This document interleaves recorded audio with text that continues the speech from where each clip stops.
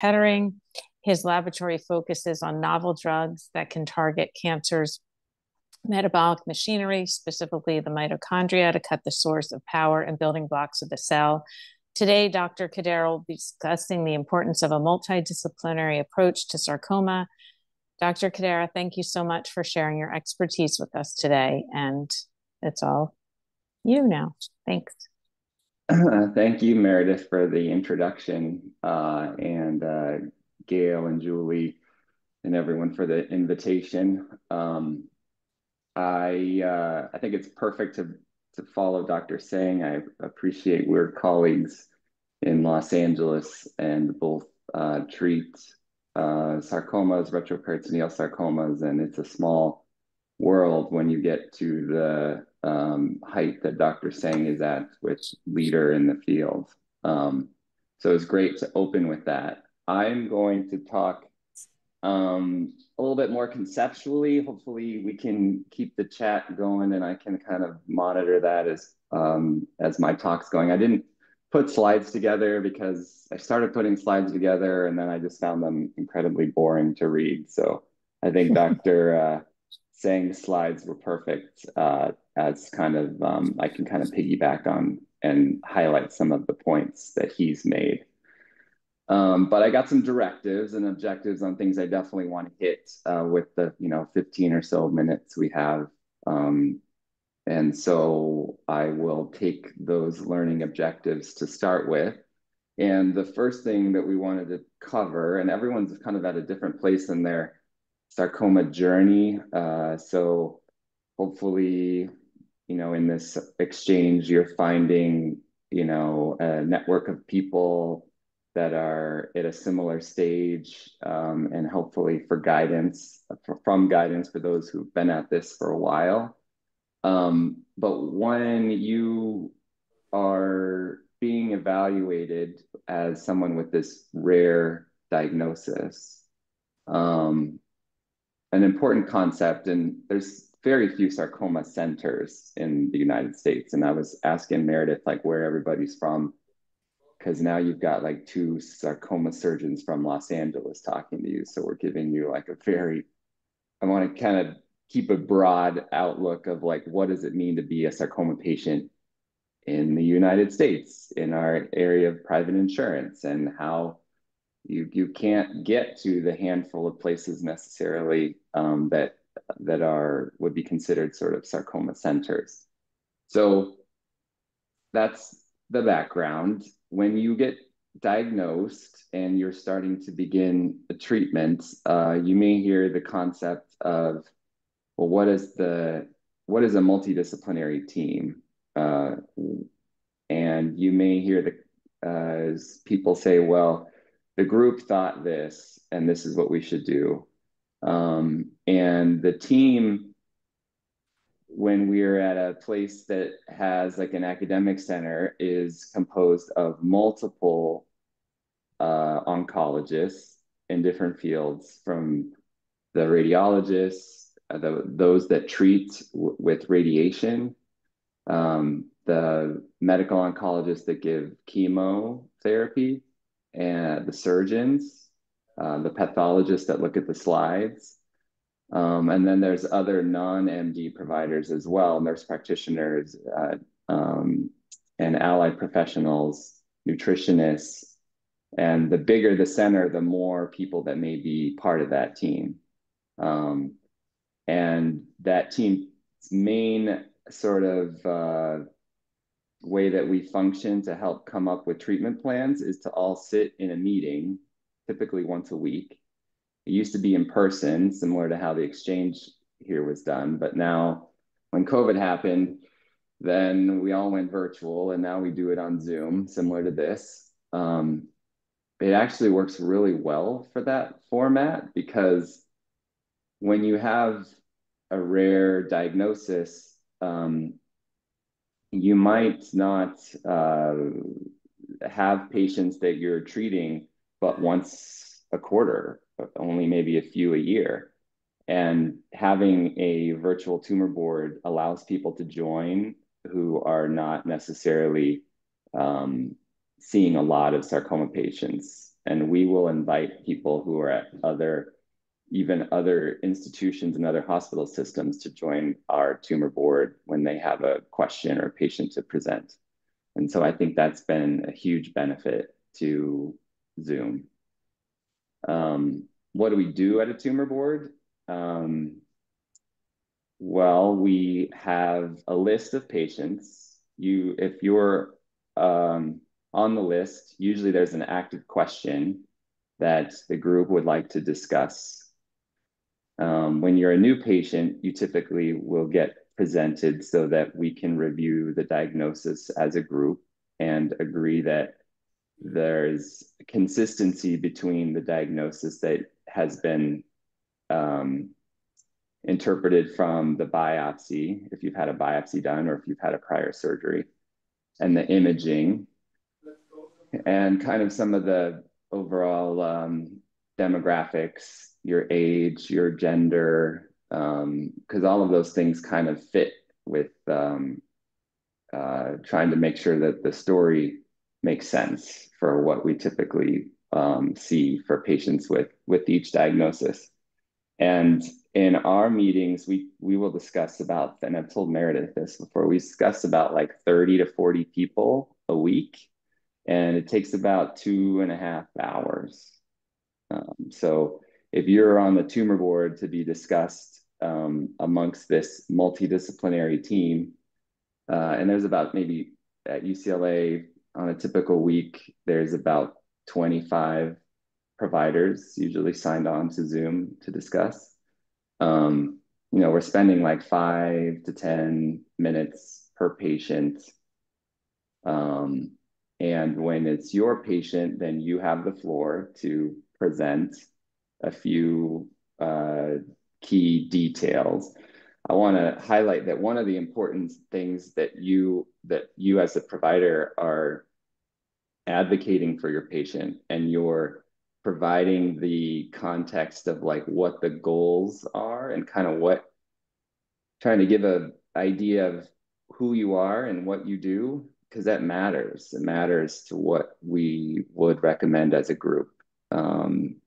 If you are a professional volleyball player, we care that, we need to make sure we're preserve your ability to play during the season, or, that's an extreme example, but like if you're somebody who is a mom and you need to make sure that you're not so sick that you can't like take care of the kids who are in the school year, like those things matter to help inform the treatment decisions, and the timing, and making sure that we're doing surgery, chemotherapy, radiation, all in the correct order that makes sense for you. Because sarcoma is a difficult disease, we usually need all three of those things to work for the difficult cases. And that's why sarcoma especially relies on a team approach, because the surgeon can't get the best outcomes alone. And that's kind of what Dr. Singh was trying to highlight. And that's why patients who are treated at sarcoma centers versus those who are treated not in a sarcoma center have a slight difference in outcome. It's based on the team approach, and the best outcomes are from working together and making sure that there's good sort of optimal timing of treatment. And it's best done when you interact and can talk to people face to face or on the phone, or I'll call people. Like, I don't know if any of you have ever sat in a meeting or a consultation. I'll just call the oncologist and talk about it in front of my patients, just to show that like we're going to just hash this out in real time, and keep the communication open. So when we sit down at tumor board, the sort of name of the game is to first diagnose which of the many soft tissue or bony sarcoma diagnoses you have, and there's like 80. So that's the first goal, which we use imaging and usually biopsies to help us determine. We stage it. I know it's everybody's question is always to ask, what stage am I? Name it, stage it, and then come up with the treatment plan. So the treatment plan follows from getting the right diagnosis and having the right stage. And that's why Dr. Singh was kind of talking about the importance of having the imaging. When you get a radiology report that's done at your local imaging center, sometimes a lot of these imaging places are standalone centers. They're not affiliated with the hospital system that's caring for you. And that's okay. They have really great scanners. They make really great pictures, but the radiologist may not be focused on interpreting the images directly related to what matters for you and what matters for whether the treatment's working or not. So that's why we need the images on a disc. And I was putting in the chat that like getting those records and getting those images are like the bane of our existence. It's so difficult because those images are so critical for making our decisions. As surgeons, we're highly visual. So are the oncologists in knowing whether their treatments are working. We need to know if the tumor is, how it's changing size, and where it's located exactly. And there's just no matter of words you can put on a page in a radiology report to get that information described. Like the whole adage of like a picture is worth 1,000 words. That's just as true, if not more so, in evaluating your treatment response.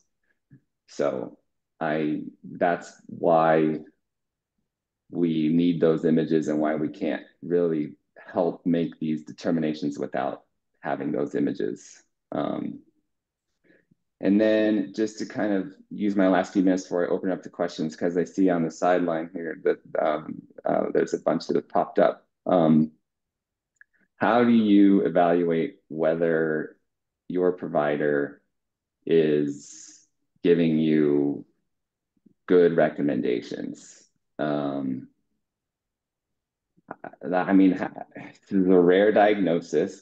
You're seeing providers that may not have seen your diagnosis before. Does that mean that they're not able to take care of you? I mean, that's a scary thing to consider. And how do you get access? I mean, a second opinion is always advisable. And sometimes you might have to pay out of pocket for that based on your insurance. But what's a practical guide to understanding whether or not you're getting a good treatment evaluation? I think some sort of take homes that I would offer would be, do you feel like the provider like sat down and really understood the story that you've gone through, and did they take time to go over your imaging or your treatment history with you? I mean, those are just concepts for evaluating any provider or physician, but it matters a lot in the nuances of sarcoma treatment that they take that time. Do you get the sense that they're sharing that information with a larger group, like the team that we talked about? Is there a tumor board? It doesn't have to be a sarcoma tumor board. There's tumor boards just for GI malignancies or surgical oncology tumor boards that are more broad, and they can get other provider feedback in those situations. So if you're not at a sarcoma center, there's still ways to go about having multidisciplinary consensus on like what the best path forward is. So I think you can kind of get a sense from that. And then finally, I would say that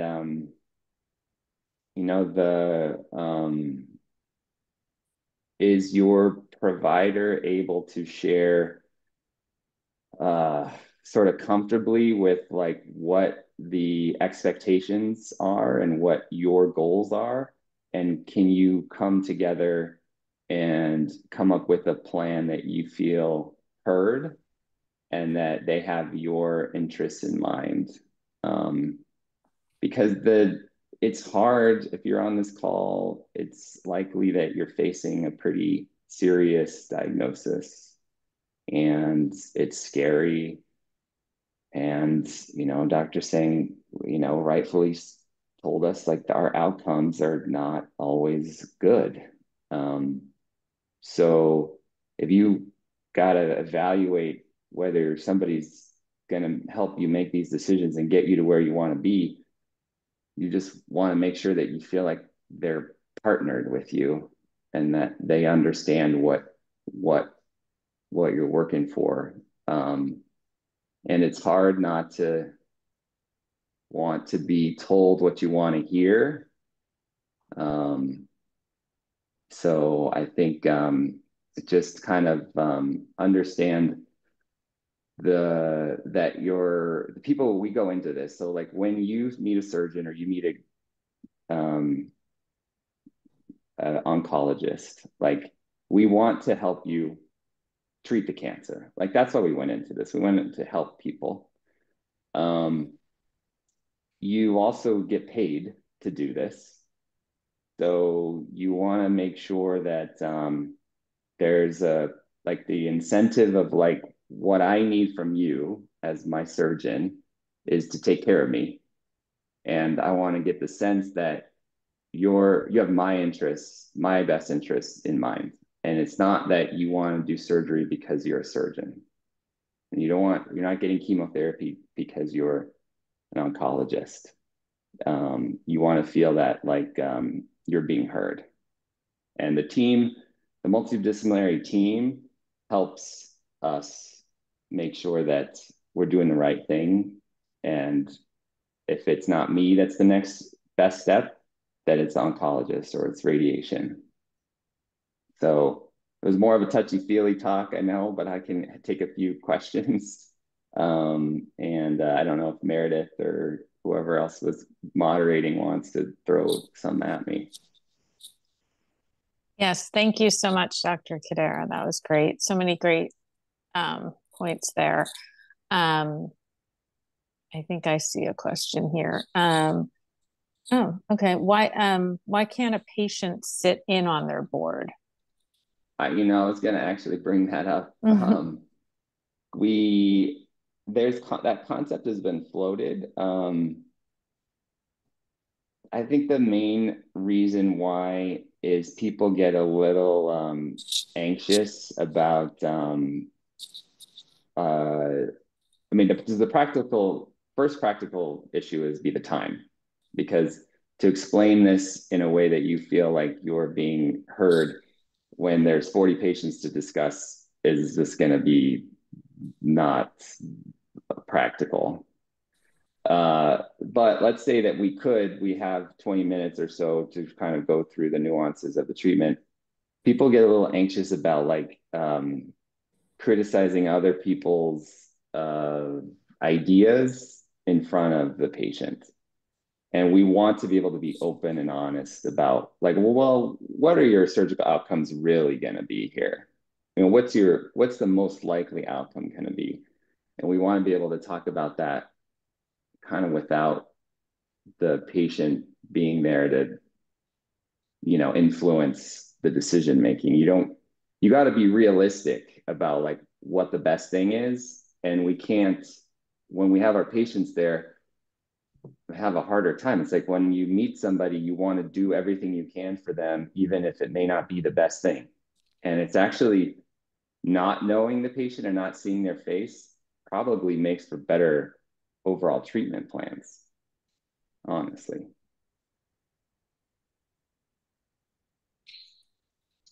Okay, great. Thank you. Yeah, that makes sense. Are there any other questions for Dr. Kadera before we move on? Maybe give a moment. Just looking. Man, I'm looking through the questions too. Oh, I see one. Oh, I don't think, yeah, there's something about tissue donation. I don't think that's for you specifically.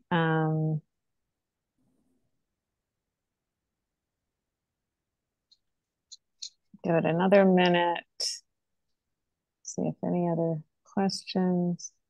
And if you have any questions, you can, even after Dr. Kadera isn't on screen, you can put it in the chat and we can get those questions answered, either Dr. Kadera if you're still here, or if not, we'll get them to you. Yeah, thank you. Thank you so much. We really appreciate it. Thank you. Okay, it looks like I don't know if we're doing the poll. I think we're going to break. Thank you.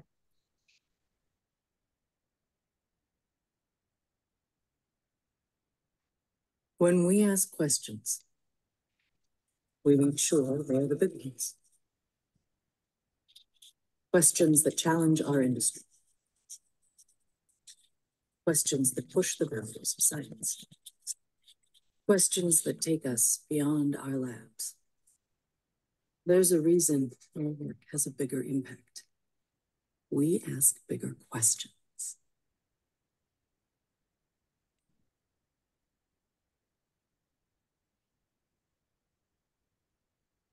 On behalf of Ipsen, I am thrilled to be joining you all for the Sarcoma Exchange.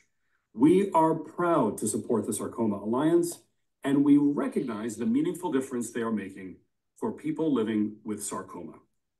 Educational events like this are paramount to learn from one another and see what the future holds as the understanding of subtypes improves and research leads to improved outcomes. As a global biopharmaceutical company focused on bringing innovative medicines to people living with cancer, neurological conditions, and rare diseases, we too believe in the importance of improving care and outcomes. One area that we are especially passionate about is epithelioid sarcoma. We are the makers of Tazverik, tazemetostat, the only FDA-approved prescription medicine used to treat adults and children aged 16 years and older with epithelioid sarcoma that has spread or grown and cannot be removed by surgery.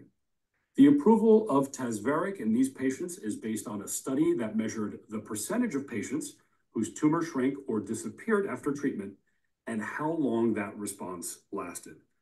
Tazverik is still being studied to confirm these benefits. From all of us at Ipsen, we hope this is a great exchange and that it gives you the opportunity to get to know others in this community and learn even more about sarcoma. There is important information to know about Tazverik. Tazverik can cause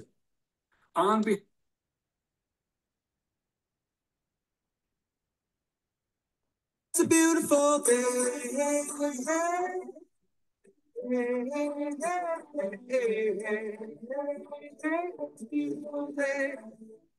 It's a beautiful day.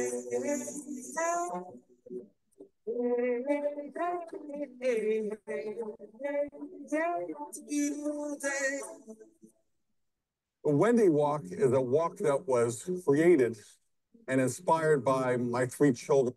It's a beautiful day.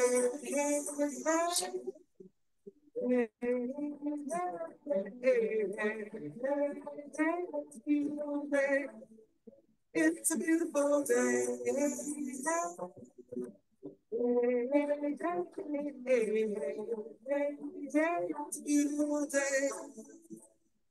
A Wendy Walk is a walk that was created and inspired by my three children, Allie, Matthew, and Jacqueline. to raise awareness and raise money to be able to fund world-class researchers in a collaborative effort to find a cure for liposarcoma. Walks are so important because they're the only thing we can do to help my mom and others fight this cancer. The Wendy Walk is an absolutely marvelous initiative. In fact, the funds that they raised allowed me to fulfill a dream I've had for some time in funding sarcoma research. And this is going to make a marvelous difference, we believe, within the sarcoma community. You know, that's the one thing that has given me hope and kind of a purpose. So I draw upon all the love and support of friends and family. Wendy is a true inspiration. She's a wonderful wife. She's a fantastic mother. She's an involved friend. I love her.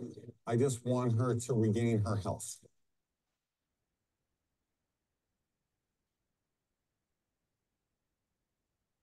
Back in 2008, I get a call at 4 o'clock at my office, and it's Wendy. She says, I need you to meet me at the oncologist's office. And all of a sudden, you're sitting there, and it's surreal. She says, Wendy, you have a very large mass, and we're concerned that it's malignant. And at that moment, everything changed. Oh my God, you know, your crystal ball in life is broken. This was not on our radar screen. We had never talked about that.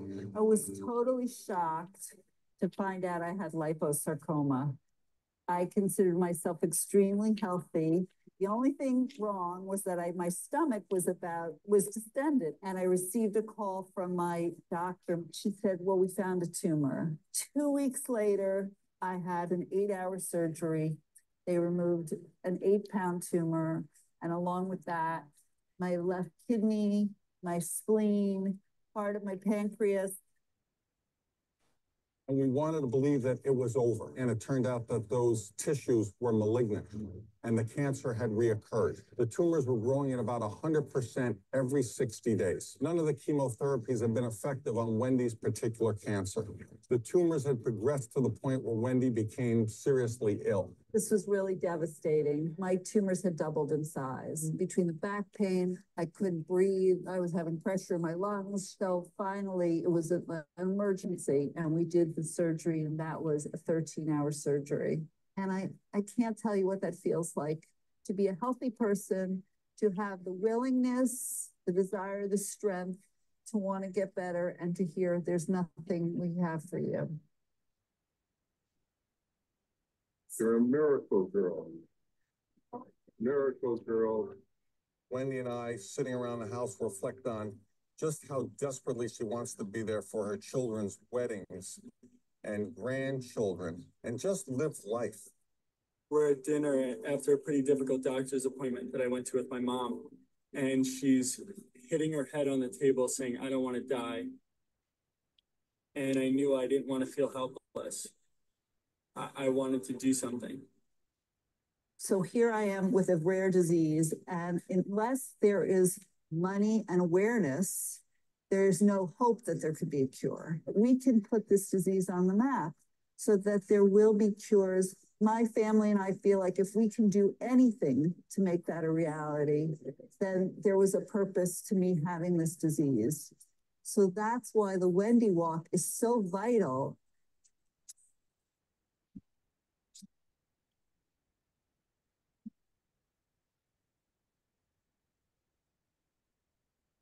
It's very difficult for us to really get down because we have an unyielding faith that somehow, some way, that Wendy's cancer and liposarcoma that affects so many other people and families around the world will be cured. What's going to be fun is when we have the Wendy Walk and there's a great treatment, and I show up at the Wendy Walk and I can just be like, we did it.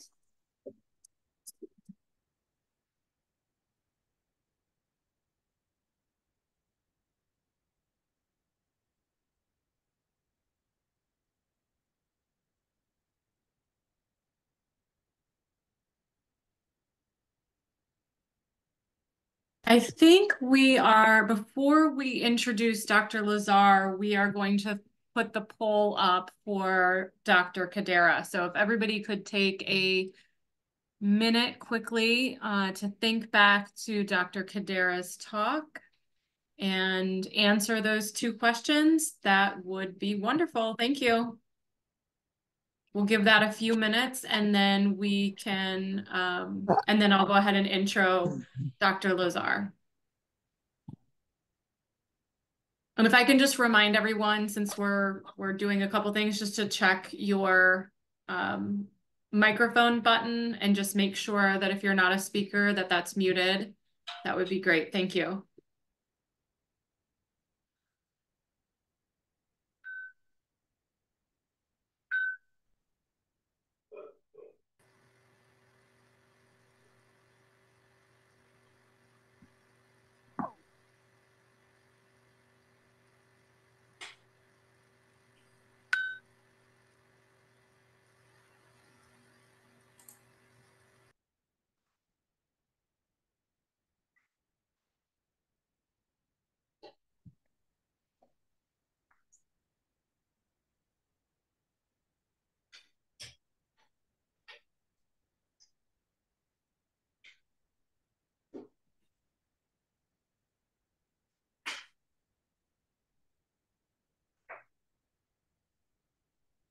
While we're finishing up the poll, I'm going to go ahead and move on to our next speaker.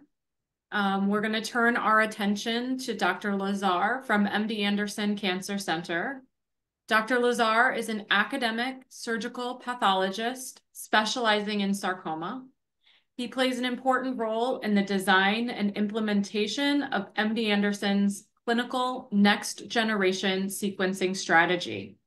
Today, he's going to talk with us about pathology and how best to navigate tissue decisions in the context of a sarcoma diagnosis. Dr. Lazar, the floor is all yours. Okay, perfect. Can you hear me? Yes. We can. Okay, perfect. All right. So, so first of all, you can see that a really old picture of me. That's actually is the official picture of me from the MD Anderson site, but I don't really look like that anymore, as you can see. But that's okay. It's good to remember what was like in days gone past. Are we ready for me to share screen? Yes. All right. And I think this will be the right one. Okay. Are you guys seeing my whole screen now? Yes. Yes. Okay, perfect. All right. So so I'm going to talk to you about sarcoma pathology today. And my talk is sort of trying to give you some insight into what we do. So this is Sarcoma Pathology Unmasked, or Why Do I Get a Bill from a Doctor I Never Met? You already saw the introduction from me. So before I get started, first of all, I want to say Happy New Year to everybody. I'm Jewish, and we just started celebrating the Jewish New Year, and good luck to everybody that's heading into Yom Kippur. So let's get started here. So I'm first going to talk a little bit about my side passion project that I do. I produce theater in both off Broadway in New York and also in Houston. This is the first thing that I actually produced in New York that I was actually recognized. It was nominated for a drama desk, but I ended up getting beaten by Harry Potter and the Cursed Child. But I was also up against 1984 in the category that I was in. But this was a play about the Battle of the Sexes tennis match that took place in 1973 in the Astrodome between Billie Jean King and Bobby Riggs. And it was about that, but it was also about the relationship between the sexes at the time and how far we've come and how far we haven't come in that sense. This is the theater that I produced this from. That's based here in Houston. We've renovated an old warehouse. We unfortunately opened it right before COVID and then had to close it again, but we're going strong again now. This is actually a work that I did, was getting prepared to do right before COVID. And this one was Pieces of the Moon. And this was a look at both the going to the moon and the anniversary that we were heading into for that. But at the same time, going on in the United States was the Black Arts movement. And these two subjects are viewed very separately in people's mind, but they were actually happening at exactly the same time in the late 60s and early 70s. And there was an important conversation between those, and we addressed those issues within this play. We weren't actually able to produce this live. We actually ended up recording this in New York, mostly legally, during COVID, and then actually released it as a radio play for free during COVID. So and then lastly, this is a thing that we did last season that was really cool. This was called Plum Sugar. It's the story of Lauren Anderson, who was the first Black American to be a principal or prima donna ballerina for a major ballet company. This was in Houston in the early 80s, and it's the story of her life.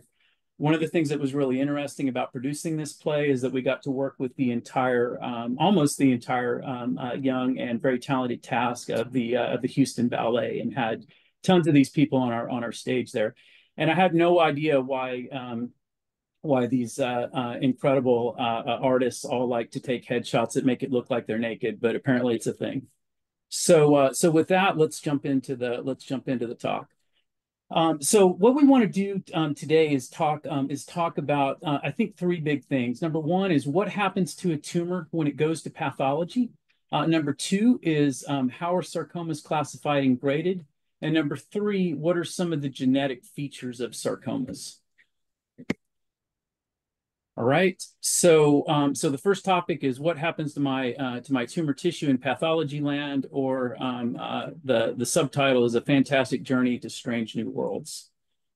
All right, so I just want to kind of walk you through what happens. So this is MD Anderson, where I work. We've actually, since I've taken these pictures, we've remodeled, and it looks a little nicer. And I should probably retake all the pictures from this at some point, so that you can see that we actually work in a slightly remodeled environment. But you'll get the gist of what happens.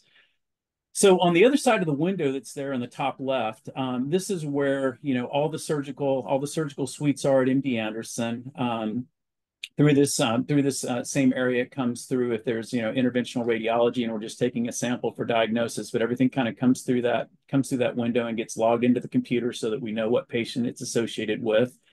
The tumor tissue, then if it's a large resection, ends up getting examined by a pathologist. And we have a certain way that we look at it. We may correlate it with radiography, with the diagnosis, and then we cut it up so that we can actually see and take little pieces of it that help us determine all the features that we need to do to make both the diagnosis and to stage it. And we'll be talking about staging later. So ultimately, the tumor samples that we have are, we take little pieces of this and we put them in plastic cassettes for further testing. And it also, at this point, while the tumor is fresh, we're also taking it potentially if we want to do cytogenetics or for tumor bank, for research, or for molecular diagnosis. Electron microscopy we don't really use as much anymore. These tumor blocks are fixed in a chemical called formalin that sort of makes them more firm so that they're easy to deal with later, and you'll see why that's important. And they're loaded in a tissue processor overnight, and that's the thing here in the picture that looks like the little tiny washing machine.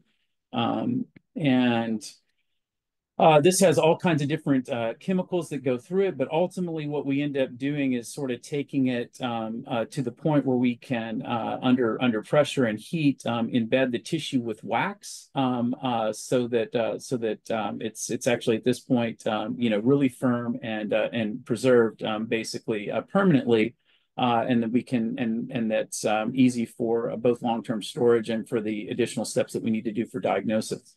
So these are the little cassettes that come back out, and you can see here in the bottom. This is the now paraffinized or waxy little bits of tumor that are here. What we do next is actually take this little mold here and put more paraffin, and paraffin is essentially just more or less like candle wax. And so it melts and hardens actually at very reasonable temperatures. So we take hot wax sort of put it in a mold, put the tissue piece in where we need it, and then freeze that back. And then on the back of the little cassette that was holding this, we're actually able to recycle that. And we actually put the little piece of tissue embedded in plastic on the top side of that, right? So that's now the piece of tumor tissue there with the plastic that has all the patient identifiers that we need embedded in wax. Then we take it to something called a microtome. And with this, we're able to actually to cut little slices of this, almost like in some ways like like slicing like slicing a lunch meat super thin, with a with one of the slicers at the deli. Except this is like super thin. You can see from the lower picture there that this is almost tissue paper thin, where it's almost translucent. You can almost see through the tissue. So this is really super thin, just a few microns actually in thickness. So that we can actually see the tissue really well, this is really clever. We actually float it on warm water, and when you float it on warm water, the paraffin really stretches out, and then you can pick it up on a glass slide. You can see here on the bottom, and then the tissue is spread out because of the heat. And then we can actually stain it, and we use pink and blue. So that we can actually, see what the tissue looks like, under the microscope. And there's some additional processing that's done in order to stain it with those. There's then a piece of glass that's put on the top, and then this is a slide here with the tumor tissue on it that I can then look at under the microscope in order to make the diagnosis. So all the paraffin blocks are saved. We can use them, in the future for either molecular diagnostics, most of which we can now do with paraffin tissue. We don't actually necessarily need frozen tissue for those kind of things, or if we need to cut additional slides to do other studies like immunohistochemistry to help us do the diagnosis, or if we want to use the the tissue for for research if the patient has consented for that. A lot of research is done by recutting this onto glass slides as well. So this is just some of the storage that we do now. I don't have this addressed here, but the cases now, we actually, in addition to looking at them through the glass slides, we actually scan in and end up with electronic images of these as well, so that when we want to look at an old case from a patient, we actually have a scan of that so that we can look at it at the computer, so we don't have to pull the glass slides again. And that's actually really helpful. That's something called digital pathology. So let's move on now and talk about how sarcomas are classified and graded, or subtitle, do grades really matter in our postmodern world? So sarcoma classification can be really challenging. There's more than 50 histologic types, each have varying clinical, phenotypes and behaviors. There's a subset of tumors that are unclassifiable. But in the real world, benign entities are actually at least 100-fold more common than malignant, and some of these can actually be confused for sarcomas. So in addition to the 50 histologic types that are malignant, there's probably more than 100 that are non-malignant, and there can be some confusion here. And so because these tumors are very rare, it's uncommon for most pathologists to get a lot of experience with them. So there's only people at a few centers that actually see a whole lot of these, and it's not really that those of us that work at these centers are geniuses in terms of working with this. We just see a lot. We just see a lot of the tumors, and if you see things a lot, you become more of an expert than than someone who only gets to see something once or twice in a year. Some of the sarcomas that we work with, literally. Some people will never make the diagnosis of that type of tumor ever in their professional lifetime, or maybe only see it once. But those of us that work at large centers will see all these things many to multiple times a year. All right. So now you can see it on the right. These are some pictures of the tissue that's gone all the way through the process that I described, and the sort of the first way that we look at this is what does it look like under the microscope? And this gives us a lot of insight into the diagnosis. And we can initially look down the microscope and see, is it more round or epithelioid? Are they more elongated, which we call spindled?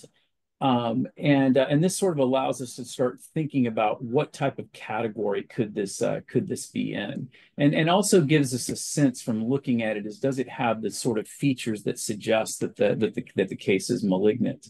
Now, most sarcomas sort of fall into categories based on their histiogenesis or line of differentiation. So they sort of look like a normal connective tissue, or what we call soft tissue or bone in the body. And so we sort of name them after after the tissue that they most look like. So osteosarcoma sort of looks like bone, and liposarcoma looks like fat, various stages of fat. Angiosarcoma looks like blood vessels, but that doesn't work for all the sarcomas. There's some things like synovial sarcoma that that doesn't really look like any normal tissue. There is a tissue in your body called synovium, but synovial sarcoma looks nothing like that, and is actually not related to it. And that name just historically comes from the first cases being described near the knee, where there's a lot of synovium. Alveolar soft part sarcoma, again, there's not a normal tissue that comprises to. The same with Ewing sarcoma. And a lot of these that don't really match up well with normal tissue are the result of gene fusions that occur that cause the tumor to grow. And so they're driven by genetic pathways that normally don't occur in human beings. And I think this probably causes them to look very different than the other tissues that we have in our body. All right. So again, as we're looking at these under the microscope, we can see features that sort of may look like messed up versions of what the normal tissue looks like. So this is an atypical lipomatous tumor, or well-differentiated liposarcoma. It still sort of looks like fat, but it has some unusual nuclear features that allow us to make the diagnosis. This is a pleomorphic liposarcoma, another type of liposarcoma that we can pick up by seeing these really extensive lipoblasts in this background and make the diagnosis. Some tumors here, this is an alveolar rhabdomyosarcoma. Rhabdomyosarcoma means that it's like skeletal muscle, but honestly, this doesn't actually look a lot like skeletal muscle. And so we sometimes have to look at what type of protein expression that it has, or genetic features of it, in order to say, okay, that looks like that's showing differentiation like skeletal muscle, and therefore is a skeletal muscle tumor. So sometimes we have to use additional tools. So the classification of sarcomas is we use the WHO schema, and for the last 5 years, I've just recently, or 6 years, I've just recently rotated off, and we're finishing up the series now. I was on the WHO committee that was overseeing the classification of all of cancer. The third book that we did was soft tissue and bone tumors, and this is sort of the definitive classification that's used across the world for how we look at soft tissue and bone tumors. So these are the different iterations going back. This is the 5th edition, the 4th edition, and the 3rd edition. I worked on all 3 of these at different stages of my career, but this is the latest classification that we have. And so the book is sort of divided into 4 really big chapters. There's soft tissue tumors, and then there's the bone tumors. And then there's some things that these undifferentiated round cell sarcomas that can occur in either bone or soft tissue, and they kind of have their own separate chapter. And then we have a chapter on genetic syndromes that are associated with soft tissue and bone tumors. And that's sort of how we divide the classification. There are a lot of soft tissue tumors. This is the former list of all the ones that are currently recognized by the WHO. There's still new ones being discovered. And so when we're starting to plan the 6th edition of this book now, we already know that there's going to be some new tumors in there. But there's a lot. And then in addition to the soft tissue tumors, here's actually a whole page full of bone tumors as well. So there's really a lot of different types of these tumors. And this is what makes this field so complicated. But within the soft tissue and bone, within the soft tissue tumors, we have primarily these 11 categories that everything sort of falls into, and these sort of really roughly correspond to the different types of soft tissue that you have in your body and the malignancies that can be associated with them. And then we have this final category, which are the tumors of uncertain differentiation, which is where we put all the tumors that show differentiation that don't clearly match up with a specific type of soft or connective tissue. All right. So that's kind of the classification scheme. And then how do we fit the, things and create all these categories? Well, we look at a lot of different factors for, for what determines whether something is a new specific type of tumor. We look at, clinical features and where they tend to arise, and the staging and the molecular, and what do they look like under the microscope, and what do we know about the pathogenesis, and all these different things. And all of these inform these specific diagnosis, and each different tumor type has characteristic features across all of these categories that allow us to differentiate it from the other tumors. All right. So the other thing that we're doing, in addition to diagnosing it, within a particular diagnosis, there are features that can tell us that the tumor may behave more aggressively or somewhat less aggressively for sarcomas. And this is what we call, in the soft tissue classification, the biological potential of the tumor. So now we're talking about soft tissue pathology in general. So that's including both malignant and benign forms. I'm going to kind of walk you through the categories that we have. So there are the benign tumors. These are not sarcomas. These are things like the most common one of these is probably a lipoma. They're not destructive. They don't metastasize. All right. And then on the far end, we have the fully malignant stuff, which are the sarcomas, like synoviosarcoma or liposarcoma or rhabdomyosarcoma, that are fully malignant. But then we have two kind of weird categories in the middle that don't really fit into this dichotomy of either benign or malignant. And we call both of them intermediate, and they're either intermediate type 1 or type 2, or the type 1 means they're locally aggressive. So these are tumors that recur, and they're infiltrative, and they're destructive, but they don't metastasize. And a desmoid would be an example of that. So a desmoid is not benign because of how destructive it is, but it's not really malignant because it doesn't metastasize.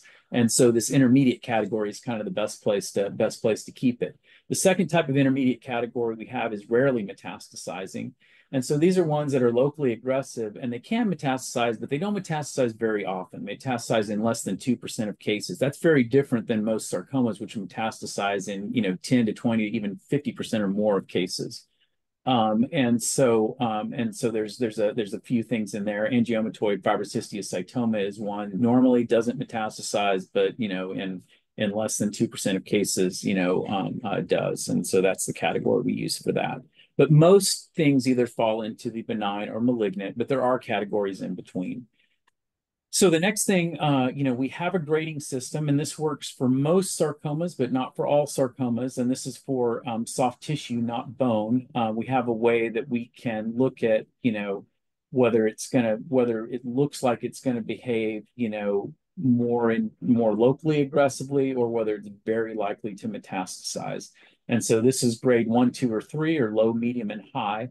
Grade 1 means it's much less likely to metastasize. Grade 3 means it's very likely to metastasize. And grade 2 means I don't really know whether it looks like whether it's going to be, more of a problem with local control, or more of a metastatic problem. And so most of the time, grade 2 tumors get treated as though they were grade 3 tumors, because I can't tell you that it's unlikely to behave aggressively. All right. And the factors that go into this are tumor differentiation, which I'll talk to you about, mitotic count, which is how fast the tumor is growing, and then necrosis, which means is the tumor showing any evidence that it's actually dying. So here we have the differentiation score. This is for leiomyosarcoma, where if I look at it and it's hard to tell if it's even malignant, that's well differentiated. If I look down and go, that looks like smooth muscle and it looks malignant, that would be conventional, and that would get a slightly higher score. And then there's some cases of leiomyosarcoma where I look at it and I have to, use immunohistochemistry or other tests to prove that it's a leiomyosarcoma, and it looks highly malignant, and that gets a higher differentiation score. Now, the other thing that we're looking for is how rapidly it's dividing. We do that by counting the number of mitoses. So this is literally, as a cell is dividing and the DNA is getting pulled apart, as it's replicated and going into two different cells, we can actually see that under the microscope. And that gives us a sense of how fast the tumor is growing or dividing. All right. And then lastly, this is necrosis, or the tumor dying, which is the final factor. And you think, oh, that must be great. My tumor's dying. That's a good thing, right? Well, It sounds like it's a good thing, but unfortunately what that means usually is that the tumor is growing so fast that it's outgrowing its local blood supply. And so it's so aggressive, it can't recruit enough blood vessels to continue to grow. And so while it sounds great that your tumor is dying, in this particular case, it means the tumor is growing so rapidly that it's very unlikely to be to be contained, and it's likely to spread and behave aggressively in most cases. So it's actually not a great sign. After you're treated, if you have a lot of necrosis, that can be a good sign that the treatment was effective. So by scoring across all those categories, we can come up with, whether it's low, medium, or high grade, or grade 1, 2, or 3, and this actually correlates well for most tumor types, with survival. And this is just an example of this. This is metastasis-free survival, but overall, or sarcoma-specific survival shows a similar difference between the grades. And so you can see that if it's grade 1, this is, this looks pretty good. This is if this line were to go straight out, that means everybody survives. And then down here is time, and this shows sort of over time, how many people have an event that occurs. In this case, it's a metastasis. So you can see grade 1 is more favorable. Grade 3 is much less favorable, and the grade 2 is kind of in between. And grade 2, if we were better at dividing it, is a mixture of things that behave very well and things that behave very badly, but we don't yet have the tools to figure out which cases are which. All right. So this is another type of way that we look at how a tumor is likely to behave. It's a little bit different than grading. It's risk assessment, where we're using things other than things that we're looking down the microscope to use. And in this case, with gastrointestinal stromal tumor, we also look at where the tumor is.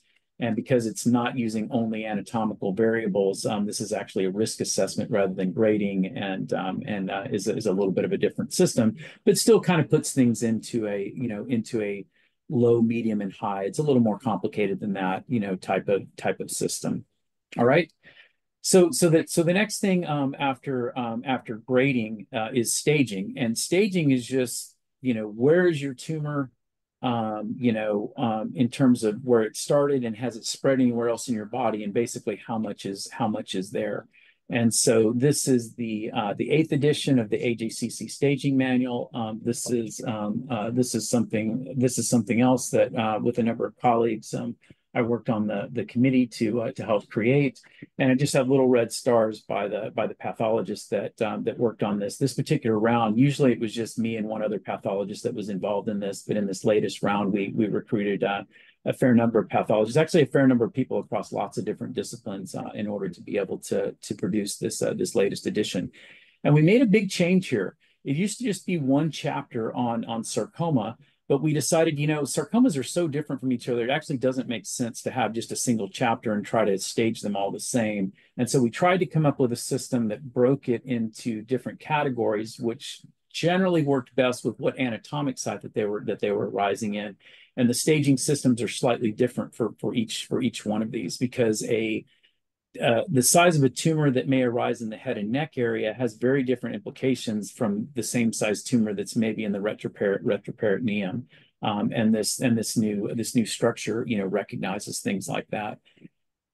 So this is for the extremity in the trunk, which is where we had the most data. We have, the tumors behave very differently from each other. And again, remember the upper lines on these types of curves are tumors that are behaving better. The lower lines are behaving worse. And so based on their size and their depth and different factors, there were different ways that they behaved. And by sort of combining these variables, we can have a prediction that allows us to predict how well a patient's likely to do based on the size of their tumor and whether it's spread or not. This is also important for when we're trying to analyze, outcome to treatments. We want to know that we're looking at patients that are likely to have behaved very similarly, so that when we compare patients who are treated and not treated, we can tell that the treatment is actually having effect, rather than maybe we have two groups where the patients actually are not comparable to each other. So staging is used in that sense as well. So now, just to quickly end, I want to look at what are some of the genetic features of sarcomas. And this is really about cancer mutations and when your genes decide to go way off script, but not in a fun, improv comedy kind of way. All right.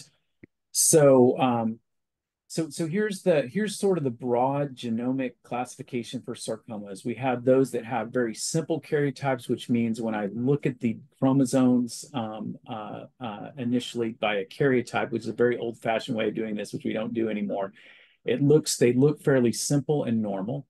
And then the other end of this are those that have really complex karyotypes. And then there's some stuff that's in the middle that's kind of intermediate. Some of the liposarcomas, particularly the well-differentiated, deep differentiated, are kind of between these two different models. But the simple karyotype ones very often are things that have translocations or gastrointestinal stromal tumor or desmoid, or where they just have a very small number of genomic changes that don't cause a lot of complexity with what the chromosomes look like. And then we have the complex karyotype sarcomas, which show tons and tons of changes in terms of what the chromosomes and DNA actually look like. All right, I'm going to show you some examples of this. So this is from the Cancer Genome Atlas that I co-led with multiple other people, where we looked at the genomic structure of a number of different types of sarcomas, and we were able to look at their mutations and the other alterations in DNA that cause the number of genes to change, how those genes are expressed into RNA, the methylation, which helps control RNA expression, microRNA, which is another way we control genetic expression, protein expression, then also clinical data. And by correlating all across these, we were actually able to find some interesting features of sarcomas, which I'll talk about in a minute.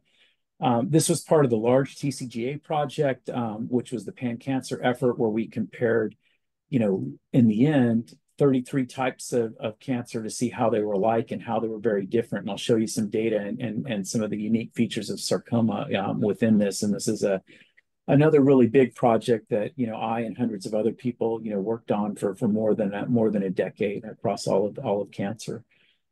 This is the international consortium that we did with the Cancer Genome Atlas, as well as an international effort, and we combined all of our cases and sort of again looked across all of cancer. So this was the international effort. The TCGA was American led through the National Cancer Institute.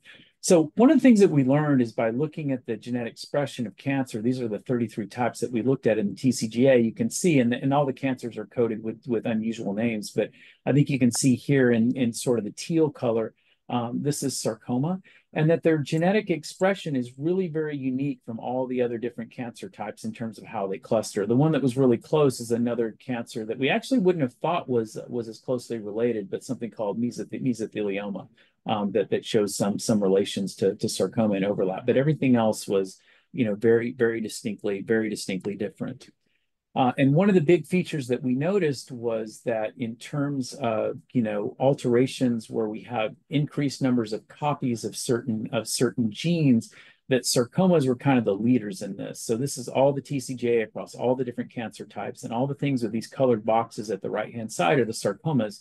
And these show the highest levels of copy number alterations, where we have, more repeated copies and losses of genomic features. And this is what makes the karyotype so complex. The exception to this was synovial sarcoma, which is an example of a simple karyotype sarcoma that really only requires one single translocation, or one change in the DNA in order to be fully malignant. And it was one of the most simple types of tumors. So that sort of shows you that those categories there, and the differences between them. So just to conclude, pathology is absolutely necessary for a definitive diagnosis. Sarcomas come in many types, and they're often difficult or very challenging to diagnose because they're rare.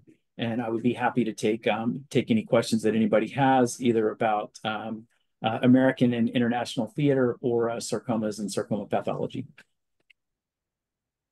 And by the way, it's a pleasure to be with you guys today. I just had my hip replaced 2 weeks ago, so I'm working from home. That's why I look a little rough. I will admit, giving this lecture in my pajamas, sitting in my home office. So, and I'm proud 2 weeks after having my hip replaced that I'm able to do anything at all. So thanks for inviting me. Well, Dr. Lazar, thank you so much for taking the time today, especially after such a big surgery. Wow. It looks like we maybe have a couple questions.